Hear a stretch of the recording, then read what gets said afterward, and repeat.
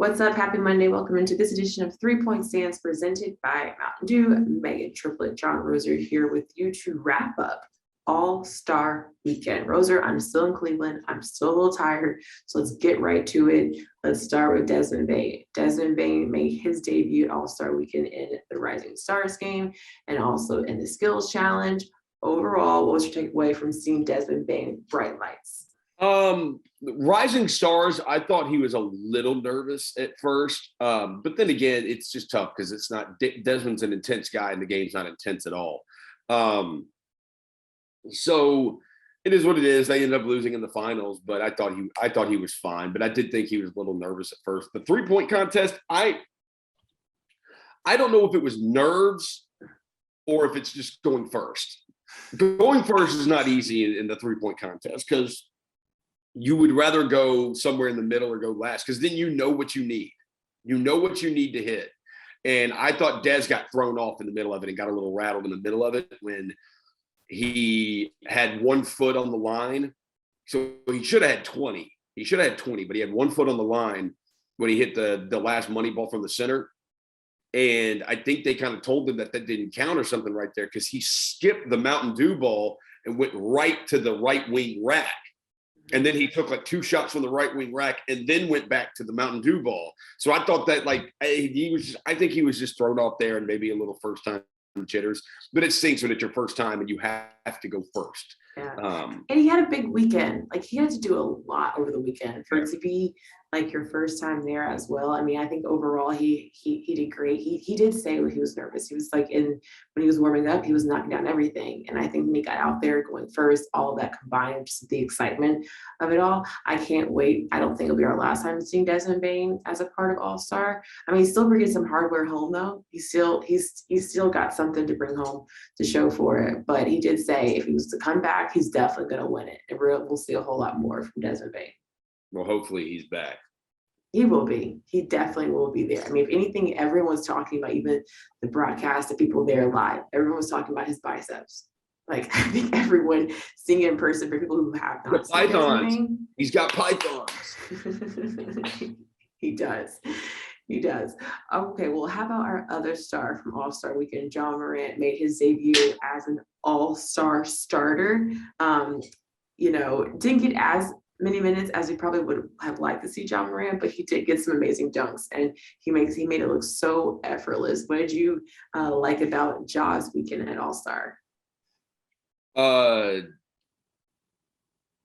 mean, the social media stuff is funny. I mean, he was having a good time. Clearly, he was having a good time. You're right. I mean, the dunk he had, the first dunk that he had in the game, the alley-oop lob from Trae Young was awesome. After that, I really don't remember seeing him out there on the court too much. So, Eric Spoelstra went with Trae Young instead of Ja, and he was not going to go with 2 smaller point guards. That kind of had Eric Spoelstra likes defense, and so you get to the end of that game and you need to get some stops because the game does get more intense at the end. He went with Trae Young instead of Ja. So, that was kind of the decision there because you're not going to put both of them out there. Mm-hmm. Look, outside of the game, overall, it was still so special.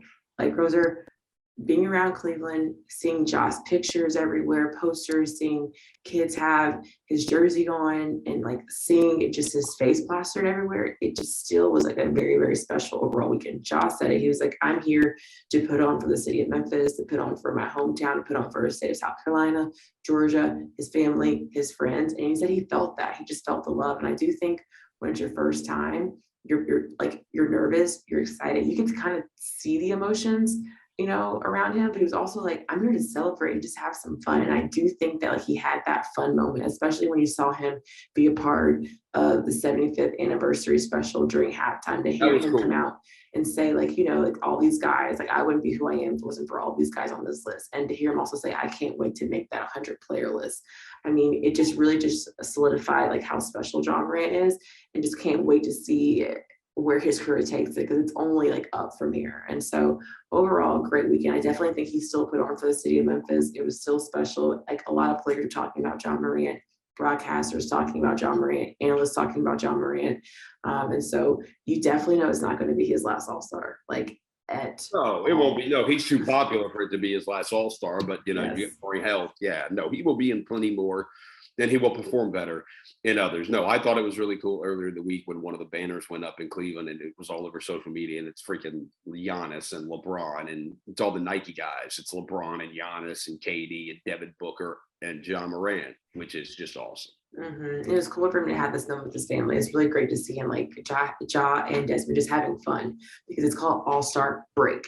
And I know that, it's not much of a break when you got to go to All-Star, but it was cool for them to, you could tell they got that break. They had some moments to find that break time. Yeah. All right. Well, that wasn't everything else that happened also because it was so much jam-packed from celebrity guests to the HBCU Classic to concerts to who showed up and to the actual different games of Karl-Anthony Towns winning three-point contest, that Curry showing out, LeBron James hitting the game-winning shot. What was your overall favorite moment, biggest takeaway from the weekend? Steph Curry. There's no doubt about that. It's Steph Curry. Steph Curry's the only person that gave us like lasting joy in the game. Like you could say the dunk contest if you just like laughing about it. Because that was a disaster. And it's funny now that you look back on it.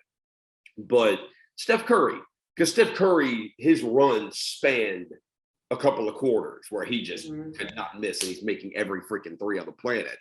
So Steph Curry, no doubt Steph Curry is the star of that weekend.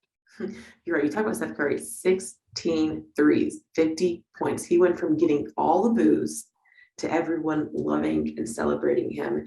And to see Steph and LeBron, who they'll call two Akron guys because Steph Curry was born here in the hospital. So to see those two guys, it solidified the overall moment. I think that was my biggest takeaway from just seeing Steph Curry. Steph Curry is not a Cleveland guy. They're claiming him. They're claiming him. Rosa, right? Tell you? No. Cleveland does not get to claim Steph Curry. And here's the other thing, too. LeBron James does not get to claim Cleveland either. Because LeBron James, when he left Cleveland, said, I'm from Akron. And, people from Cleveland kind of stick their nose in the air at people from Akron, like we're smaller and we're littler than them. And now he wants to claim Cleveland. Get out of here. No, he definitely can claim Cleveland. And he definitely put it out there. He's not closing that door. He doesn't get to. He doesn't close that door on if he'll come back. What are they going to do? Why are they going to get LeBron James? What are they going to do? What are they going to do? Trade Jared Allen and Evan Mobley for him? That would be a mistake. We'll see. He made a lot of statements out there where it's like kind of like what's going to happen to the future. He wants to play with his son somewhere. He wants to play with his son somewhere. Okay, can I tell you my other big favorite moment?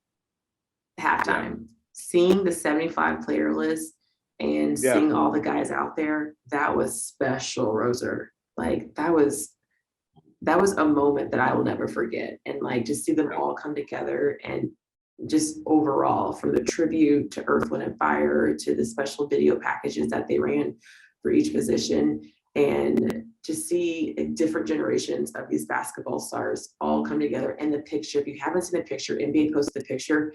That is an epic portrait picture. It's everything. I was so happy that they did that, and NBA did an amazing job with it. Awesome. That's cool to hear. No, I liked it. I mean, it was when Jordan got a massive ovation. I saw his ovation and it was definitely. I've never fangirled so loud. I like Josh. Yeah, if I would have been close, I would have fangirled out. Absolutely. It was it. Well, it was a weekend full of all-star celebrity sightings. It was a big weekend. It's a special weekend. The break continues, but we definitely enjoyed it. Thanks for watching this edition of 3 Point Stands presented by Mountain Dew All-Star Edition.